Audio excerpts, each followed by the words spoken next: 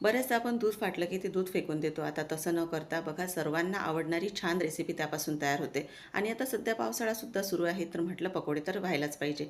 आता बघा एवढं सारं दूध हे खराब झालेलं होतं. मग आता हे फेकून न देता चाळणीवर मी गाळून घेतलं. रात्री दूध गरम करून ठेवलेलं होतं तरीसुद्धा सकाळी दूध गरमीमुळे फाटलं गेलेलं आहे. आणि छान असा हा छेना तयार झालेला आहे. तर आता मिक्सरच्या भांड्यामध्ये आपल्याला धने, लसूण पाकळ्या, आलं, जिरे हे पूर्ण घालून जाडसर असं बारीक करून घ्यायचं आहे. बघा असं तयार झालेलं आहे. आता एका मोठ्या भांड्यामध्ये बेसन पीठ घ्यायचं, त्यामध्ये थोडं थोडं पाणी टाकत हे बेसन पीठ पूर्ण भिजवून घ्यायचं आहे. आणि छान हलकं होईपर्यंत बेसन पीठ फेटून घ्यायचं आहे.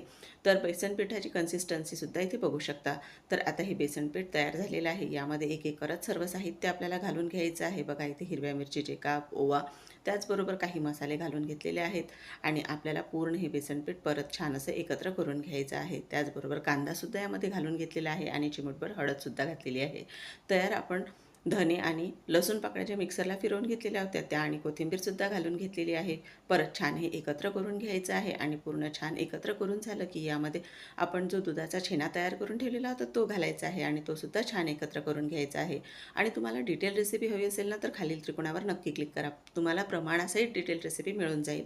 तर आता हे परत छान असं एकत्र करून घेतलेलं आहे. आणि मस्त गरम तेलामध्ये एक एक करत पकोडे तळून घ्यायचे आहेत. मस्त आलटून पालटून छान याला सोनेरी रंग येऊ द्यायचा आणि हे पकोडे आपल्याला काढून घ्यायचे आहेत.